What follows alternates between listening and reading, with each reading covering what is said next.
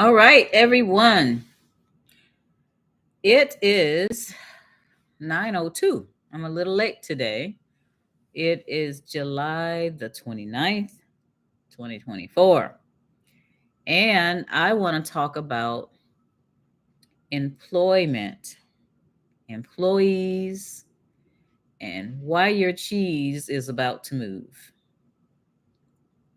So, I wanted to go back. I know that I did this before, maybe within the last month, and talk about definition. So, and not the deep definitions that we know, because supposedly employees are government people that work for the government, but people that work for companies. If you work for a company, you're considered an employee.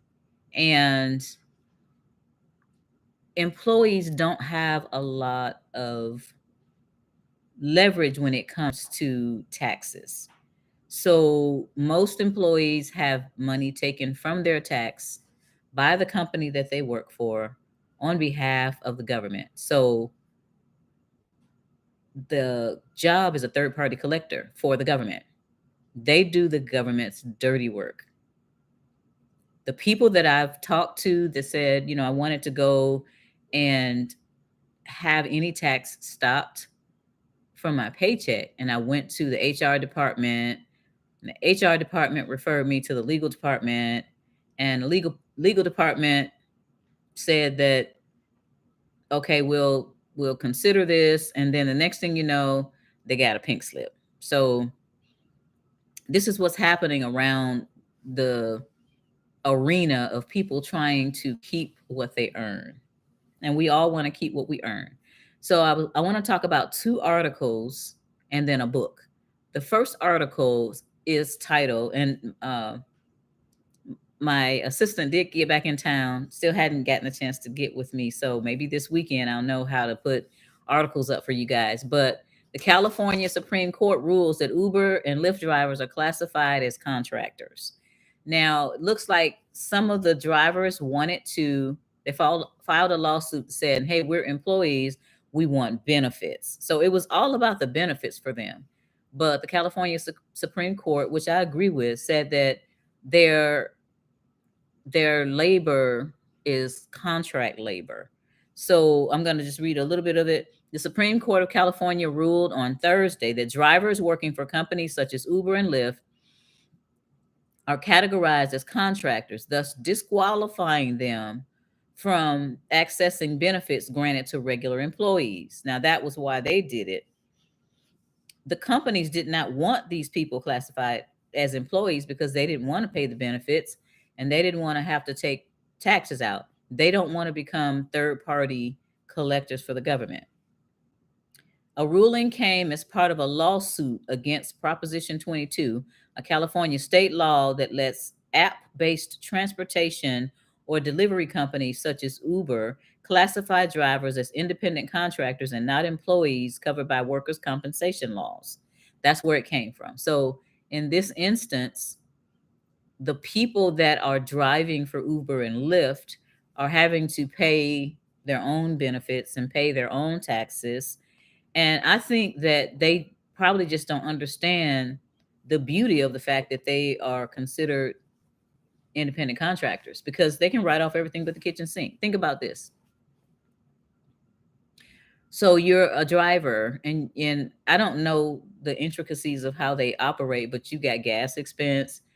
If you want to do the mileage, you can do the mileage. If you want to do the actual, you've got your gas, you got your repairs, you got your internet, you might have to get a new computer, you got a printer, you got all these things that you can write off, things that you might have already bought. Your cell phone, definitely. As an employee, you can't take your cell phone expense, the monthly payments on your cell phone. So all of these expenses that they may not know that they can deduct, even though they're not getting like medical benefits, they can still deduct all of that stuff. So this was something that came down actually this week concerning these laws. Now, it says DoorDash called the courtroom judgment a win for democracy, and pointed out that Proposition 22 was supported by a coalition of voices from civil rights advocates, social justice activists, and local businesses. Lyft said it was thrilled with the ruling, noting that more than 120,000 drivers had packed had backed Proposition 22. So the drivers wanted to be, y'all, and a lot of us are running from that, or at least staying in the position of an employee just to make sure that you have yourself together to get your business. And again, for those who haven't listened to me a lot, I'd advocate people keeping their jobs because you do have benefits on your job, and you also you're beating the drum. That's what my dad used to call it. You get a paycheck every month or every 2 weeks or even every week. Then you use that to take care of all of your expenses, your rent or your mortgage, your utilities, your gasoline for your car, your insurance for your car note, all these things. And then you start your home-based business. And all the money that comes in from your home-based business goes towards three things: getting out of debt, building up a savings platform, let's say, and then investing so that you can build a legacy. So let me give you an example of that. So I'm just going to make up John Doe. John Doe works a job. He makes $50,000 on his job. He has a house and he has a car that's paid for, and he's using his money on his job to pay for all his expenses, but he has very little left over. So, at the end of when John Doe is 40 years old, John has $10,000 saved up, which isn't much. So somebody like me convinces John Doe that he needs to start a home-based business. I talked to John Doe and he says, "Oh, in the afternoons after I get off, in the evenings when I get off, I eat my dinner. Sometimes I cook, sometimes I eat out, and then I'll watch the sports during the whatever season, or I watch one of the cable stations or whatever." So I'm telling John to convert that television time, that electronic income reducer time, into time where he's building a business, and he agrees that that's what he wants to do. So he's starting his home-based business, and at some point or another, he starts getting money in there. Well, no, he's not going to go and get a new car. No, he's not going to buy another flat screen TV for the kitchen. He's not doing any of that. He's taking that money and splitting it up between paying off the debt that he has on credit cards or whatever debt he has, saving it, and then investing it. So there's these stair steps to wealth that I'll talk about. The first one is insurance.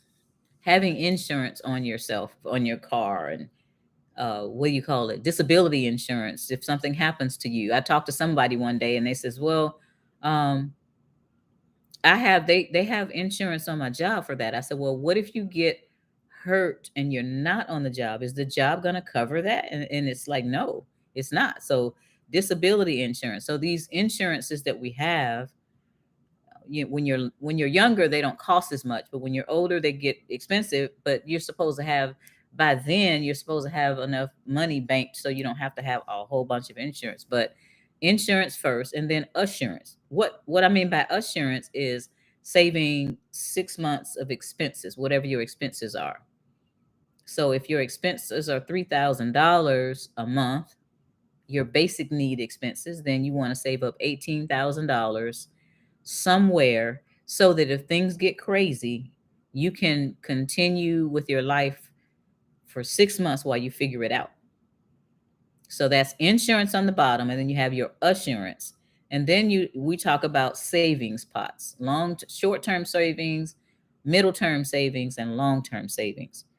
Let me say this first: saving and investing are two different things. Savings are for something that's coming up in the distant future or in the near future that you're going to take care of. Investing, and that money is not supposed to be touched. That's for when you're trying to build up something with cash flow so that when you get older, you don't have to work for money. You have your money working for you. So going back to the savings, so short-term savings would be for something like, okay, your washing machine and your dryer are 15 years old. Now, it's going to be not so far in the future that one or both of them are going to go out. So as opposed to letting that happen and then using a credit card and getting into more debt, you're putting money aside. I think maybe together they might be $800. You're putting money aside somewhere. You put $800 aside, maybe 1,000, depending on what kind of washer and dryer you want, so that when it happens, you can just pull the money out and pay for it with cash or put it into your checking account and take care of that. So that's short of a sort of a short-term savings. Now the middle term savings would be something like for a car. So and cars have gotten so expensive these days. Now I don't buy new cars, but wow, the new cars, even the used cars for a while were really high, but the price of cars is just astronomical. I don't see why anybody some people do buy new cars. I mean, wealthy people can buy of someone who was buying a new car like every 6 months because they didn't want to get a tag. Interesting story. But anyway, middle term savings is for buying a car or something to that effect. And then long term savings would be for a house. Some people that want to go to college to get a license for something, like be a doctor, be an attorney, be a CPA or something like that. Like I said to somebody the other day, I don't recommend college for anybody if they don't want to try to get a license. I like trade schools, the people that teach you how to do plumbing. You're going to have a job all day, every day. You're not going to have to worry about a pink slip from corporate America because you work in middle management. The HVAC people, the electricians, those people are the ones that get called on, and they just, they have unlimited work. Now, what you want to do is learn how to scale that business so it won't be you trying to snake your way up under a toilet at 54 years old because you're, a plumber and you still got to work because you didn't manage your finances correctly. So anyway, that's the stair step that I'm talking about: the insurance, the assurance, then the short-term savings, middle term savings, long term savings for houses and things. Then you start talking about investing. I have enough money that I can invest. And that's very, very, very important that you invest, but very important that you know how to correctly invest, because there are people that like, shoot a buckshot and, and hope something sticks. That's not how we want to invest. Those of you that know me know that I like to invest in silver, gold, and real estate. So anybody have any questions this time? I want to continue my conversation about employment and employees. And before I go to the second article, I want to talk about this book that I read. I read this book. Now, this book has the title of being the one and only book that I read in one setting. I sat down and I read this book. I couldn't stop reading the book. Now, it was a short book. It's a short book, but it was so good and so profound to me that I wanted to read it and understand. And I've seen this in my own life, not a lot, but I've seen it in other people's lives. Now, how many of you, put a one in the chat if you have read the book, Who Moved My Cheese? One of the last streams I said Who Stole My Cheese, but it's Who Moved My Cheese, and it's Sir Johnson, MD. And this little book, I'm going to read you a little synopsis of what the book is about. Who Moved My Cheese is a simple parable that reveals profound truths. It is an amusing and enlightening story of four characters who live in a maze and look for cheese to nourish them and make them happy.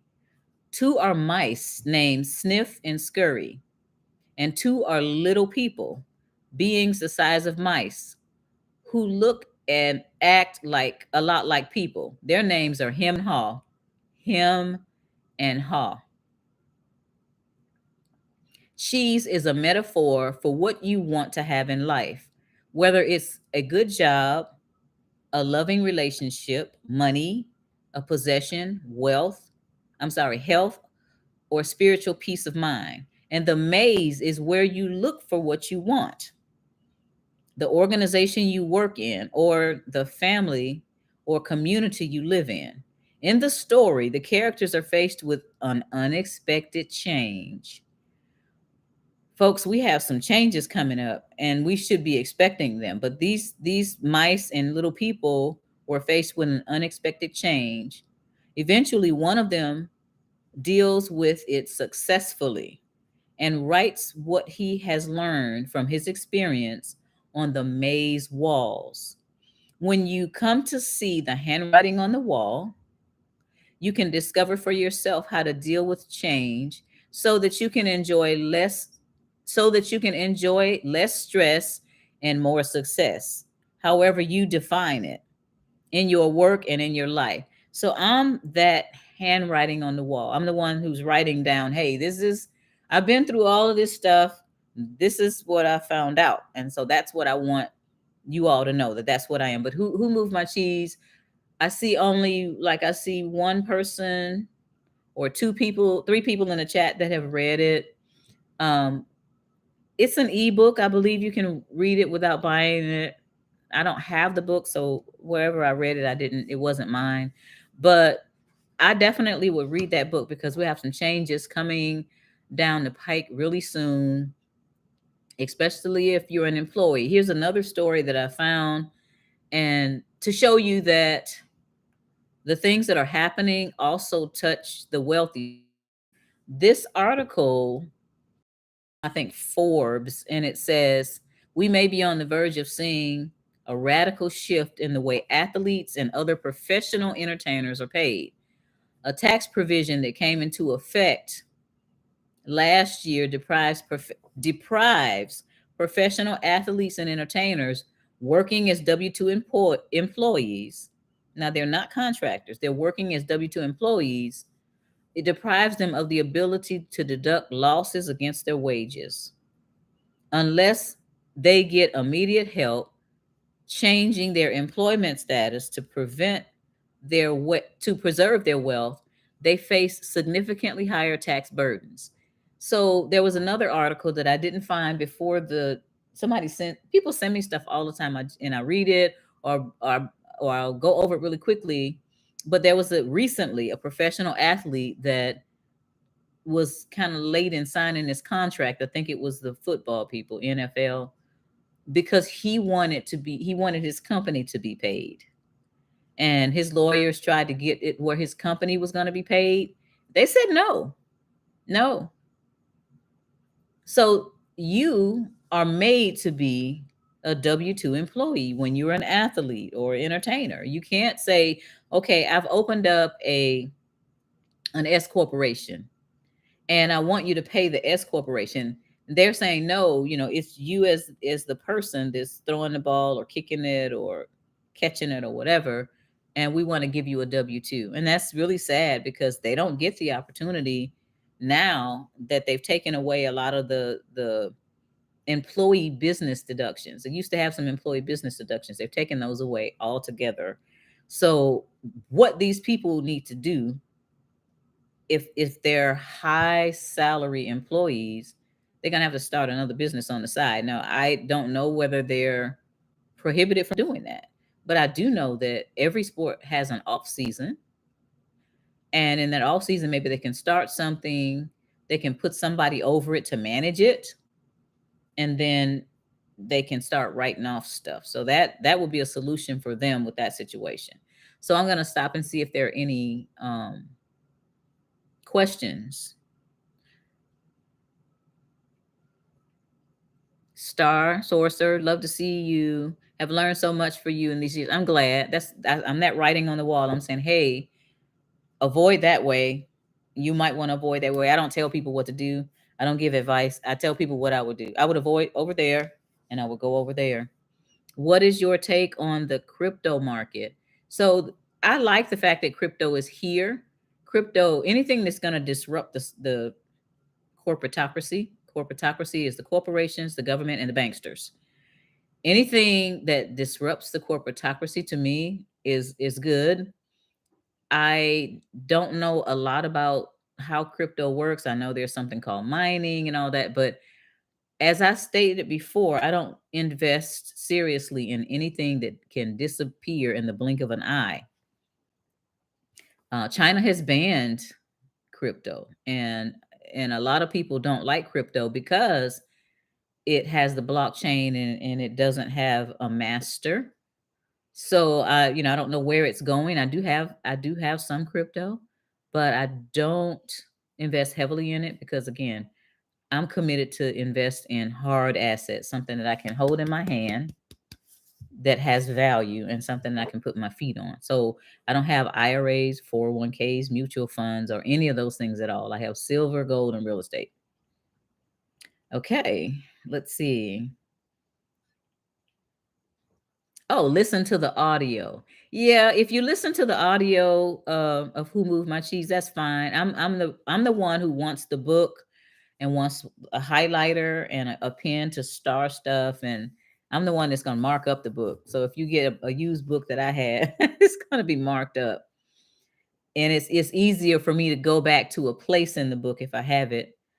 You all can't see it, but I have at least 70 books on the bookshelf over there, and I've got a bookshelf upstairs. I'm one of those. I'm not a bookworm, but I like to I like facts, and I like to learn things and be able to go back later because I got a decent memory and say, you know what? And there was a book upstairs that, oh yeah, this book right here, and it has that in, and I want to show people. So that's who I am. Love that book. Yes, it is a very intriguing book that I think everybody needs to read. And the reason why I think everybody needs to read it is because things are changing, and you sometimes you can affect change. You can redirect change in your own life and in your own household. But the things that are happening nationally and then geopolitically, you don't have a lot of say so in those things. And most of the time, you don't have any say so in them, but they're going to affect you seriously. So I don't understand why people are sitting there saying, okay, well, I know that, they're bringing robots into the stores. And I know that a lot of stores are having you pay by kiosk, and they may have two employees there, two workers that are making sure everything's running smooth, but they used to have 15 people in this store. Well, what are those other 13 people doing? How are they making a living now? When there's a lot of that going on. Y'all tell me, how are these people making a living? I told you the story the other day about when I was in the Burger King, and I asked the guy why there were only two people in the Burger King at 7:30 in the morning. And the why didn't the people come to work? And I asked him, what are they doing for money if they're not working? And he says scamming. And that's a sad tale, but I mean, it's true because every day seems like I hear either another story about scamming or something else that get hacked. How many letters have I gotten this year alone from companies saying, we're sorry we got hacked and your information was in there? It's like, is this real? So, going back to the crypto thing, if that's your thing, have at it. I'm not mad at you. That's just not my thing. I want silver in my hand, gold in my hand, and I want land that I can put my bare feet on and ground myself. Okay. Mechanics of Freedom. I like that name. It literally changed the whole direction of my life. And I think that you're talking about Who Moved My Cheese. I started my business years ago because my boss had me read it. That's interesting that your boss had you read it. I think your boss probably saw something in you that, showed him that you were going to be that person that saw that cheese is going to move all the time. Sometimes cheese might move a half inch. Sometimes cheese might leave the city or the country. And we have to be able to deal with it, y'all. We have to be able to deal with it. The worst thing to do is to be blindsided, like the quarterback that's trying to throw, and big old, I guess you call it, linebacker just slams him down and he's dizzy. We don't have time for that. We know that those players are coming to knock us down. It's our fault if we get knocked down like that, because it's too much going on for you not to be aware that the cheese is moving. Phoenix, as my mom gave me that book to read when I was in high school. Great. Great mom. Tell mom thank you for yourself and for me, because that's it's very important. We're not doing the things that we need to do to progress. It's like we're stuck. I had some situations the other day where these days when you are in athletics. When I was in athletics, I ran track all the way through my freshman year in college, and If I did well, I didn't play team sports because when you when you have to depend on other people and they're not doing their best, then you only get frustrated. But these days they give a participation trophy to everybody. So that the incentive for somebody to do well is not there.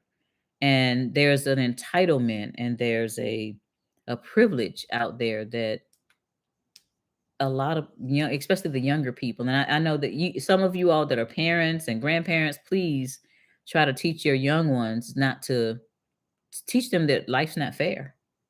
Life's not fair. There's going to be a lot of things that affect them, and they're not going to get a participation trophy. They're not going to get a trophy at all. They might get kicked out the door. So they're just like in this book, Who Moved My Cheese? Their reaction to that moving of the cheese is what really, really matters.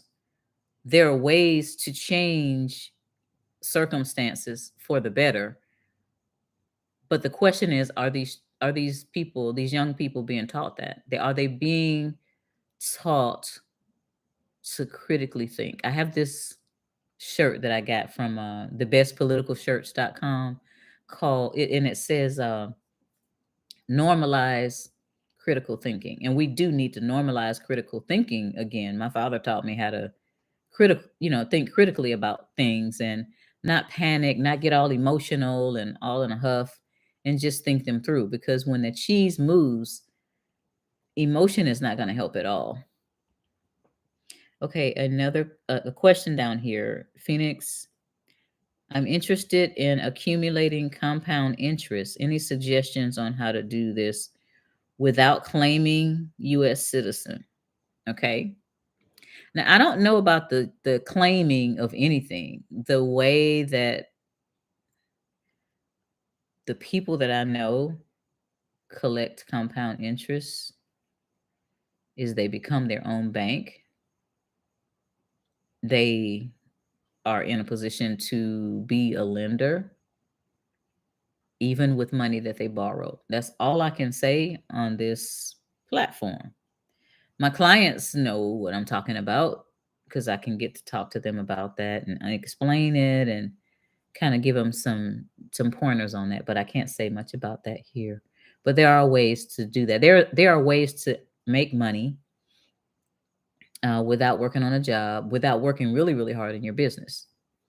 I have associates that specialize in wealth building, and they're pretty wealthy. Some, everybody doesn't want to be filthy rich running around with a whole bunch of stuff, but they have a very comfortable life. And remember, how many of you all put a one in the chat if you've heard my definition of wealth? Put a one in the chat if you have heard my definition of wealth. When you open up an account, you're asked if you're a U.S. citizen.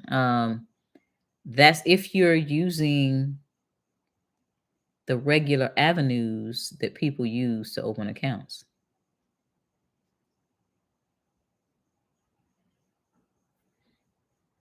Okay. So I see one person, and wealth. The way I define financial wealth. Now I know there's a lot of people that want to say, "Oh, well, there's other things besides financial wealth. There's health, and that's great. Health is wealth. But when we talk about financial wealth, I say wealth is defined by the number of days you can survive without physically working or anyone else in your household physically working and still maintain or increase your standard of living." Okay. I'm going to say that again. Wealth is defined by the number of days you can survive without physically working or anyone else in your household physically working and still maintain or increase your standard of living. Now, that definition of wealth wipes out all these people running around here with the big cars and the big houses and all of that bling bling stuff, because if they lose their job or something happens, they get sick and there's no money coming in,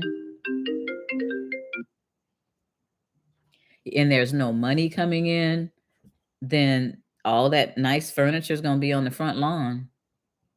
I'm going to try to see if I can silence my computer because the phone just rang, and it rang in the computer as opposed to. All right. Okay. So, yeah. So that definition of wealth is, I told my children a long time ago, they went to a birthday party and they got picked up from the school in a limousine. And when they came back, they were talking about how rich this family was because they had a theater in their basement and they saw movies and they played games. And I had to sit them down and explain to them that, just because people have stuff doesn't mean that they're wealthy. Most of the wealthy people that I have met and associated with, most of them, you would never know it. They wear regular clothes. It might be, nice name brand clothes, but they're not flashy clothes. Their homes are modest size, 2,000 square feet. One of them is his house is 900 square feet. But these are wealthy people. They don't stuff doesn't impress them anymore. Their minds are on, creating things and being imaginative and inventive and making sure that the wealth that they've accumulated goes down through the generations. That's something that a lot of us don't do. We think, I got this money, I'm spending this money. I don't care about the kids. I don't care about the grandkids. And that's not a good thought, because when wealth is passed down for generations through families, then, and it's maintained, then there's a better quality of life than somebody accumulated a whole bunch of stuff and then spent it, and then their children and grandchildren are starting all over. But y'all know what I mean. I'm preaching to the choir. Let's see if there are any other questions.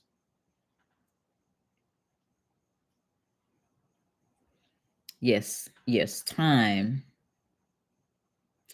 I have all your books. They really help me. I try to be helpful. And I try to make sure that when new stuff comes up, at least I can get online and talk about it. Yeah, there are, like I said, there are accounts and ways to start accounts that we're all used to. One of which is the bank, one of which is a mortgage company that's not a bank, and these other lending companies. These institutions are going to ask you the questions that are going to keep you in the box. What I'm talking about when I talk about keeping, protecting, and growing what you earn, you want to stay as far away from the box as you can. Now, sometimes you're going to have to come to the box just because, there's information that they'll want from you, like your slave surveillance number. That's what I call a social security number, by the way. But, there are other things that people don't know, that wealthy people know. I've learned a lot of them, because they come tell me stuff. I don't know why they want to confess, but I definitely take in the information, and then I try to share as much of it as I can. So I am not going to stay long tonight. It's 9:35. The And I forgot to do this, guys. I am going to put the link for the Escape the Rat Race challenge in the chat again, because that challenge starts on the 21st of August. And let's see. And I think I can pin it. So my team put together a special. So it's like a discounted part of it. And it'll be nice to come to something private where I'm not on YouTube, and I can tell you some more stuff about escaping the rat race. So I didn't want to leave that out. Okay, let's see. Kimberly says, "Thank you, Sherry, for sharing your wealth of knowledge and insight. Would you recommend focusing on real estate investments within the US or outside the US?" If you're asking for my personal humble opinion, it would definitely be outside the US. The way one of my mentors explained it before is like, if you're a soldier and you're in a fight, we're in a fight of our lives right now. We've got spiritual stuff going on. We've got real battle stuff going on. We've got people that are hacking, all that stuff like that. A soldier is not standing in one place. His feet are not next to each other. He has one foot planted somewhere, and that other foot he's able to shift around. Even when you're a wrestler or some kind of a fighter, you're moving. That one foot and your feet are shifting. So if you've been here all your life, mostly, and you have holdings here or family here and all that, that's good. But most of the wealthy people that I know have real estate in other places. So, for example, if some the people that I listen to on YouTube, they have places in Texas, and they have places in Tennessee, they have places in Montana and places like that, but a lot of them also have a residence somewhere else in another country. Now, there are countries out there that will let you have residency pretty easily if you can prove that your ancestors are from there. There are other countries that will let you get residency for lots of money. Those are like I forgot what you call them. That you get investment by giving money, and then there are other aspects of getting residency other places. But I believe that we need to have a plan B that is not on U.S. soil. That's just my thing. That's why I have property in Costa Rica, because when the excrement hits a portable cooling device, I want to be able to go somewhere else where it's not happening. I don't want to be in a place where there might be something pointed at my place of residence. That just I really believe that. And I look at what wealthy people do. I look at what they do, and I look at, I don't take a lot of time to look at it. I just, when I run across it, I make note of it. This person has bought some property here, or this entertainers, these actors have purchased property in Panama, and this family has a whole compound on St. Thomas, and Oprah has a whole doggone island, y'all. What's his name? Richard Branson has Necker Island. So there's a reason for this. So yeah, Kimberly, I believe that people should be looking at having a plan B for them. I think that getting together as a family, hopefully you have at least a close knit family. Getting together as a family would be great to get something. It would be easier, and maybe somebody that's close to retirement want to go down there and manage it more. But that's what I believe. I believe that it's better to be looking right now outside the U.S. That's my personal opinion. Phoenix says exactly. I want to stay away. I do have all three EIN numbers. I want to be smart about how to use them. You do. You want to have multiple streams of income. You definitely do. Oh, thanks, Greg, for telling everybody to like the video. I forget to talk about it, but it helps in the algorithms. They change the algorithms a lot, and when I talk the way I talk, I don't get a lot of. They don't like to share me, because I'm one of the people that doesn't go with the flow. But it helps you guys to share. Channel 23 Honey Badger, slave number. It's true. Yeah, slave surveillance number, SSN, because they are surveying you. They know what you're doing. I went online to look for a large tent before, and the next thing you know, every time I got on the computer, there were ads popping up for large tents. I don't like that. I don't like it at all. And when you're in a rural place, in like a third world country, what they call third world, this is becoming the Banana Republic third world country, but you don't have to deal with stuff like that. It's just not. It's not cool. Okay. Yep, I want to invest outside the U.S. Just need the guidance on what to invest in. I started out with silver and gold. I still have it. I had to sell a little bit of my gold at one point, but I keep that because when I started buying gold, it was $313 an ounce. And if you look at how much gold is going for now, you can see the gain that's there, the real gain. And silver the same. I was buying silver at $6.16 an ounce or something like that. So those are the way to go. I don't believe in the rigged stock market. That's where I want to go. Costa Rica. Yes, east side. Yeah. So my property in Costa Rica is on the Caribbean coast, which is the east coast of Costa Rica.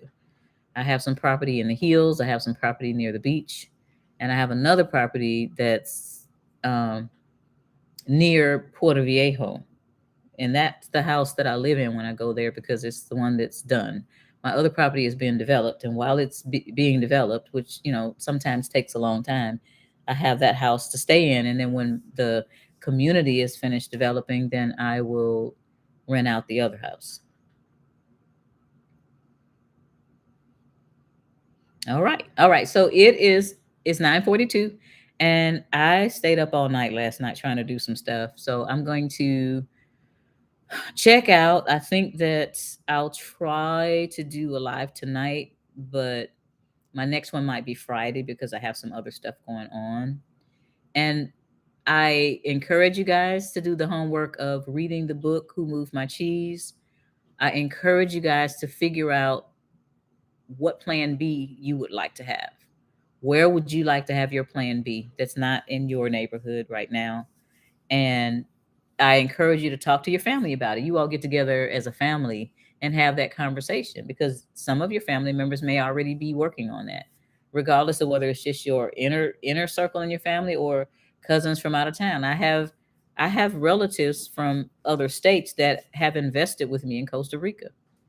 So you all I'll start there. Gold, silver, and Costa Rica. That's wonderful. All right. You all have a great evening, and I'll try to get on tomorrow. If I'm going to get on, I'm going to post something to let you all know that I'll be on at 9 o'clock with another subject.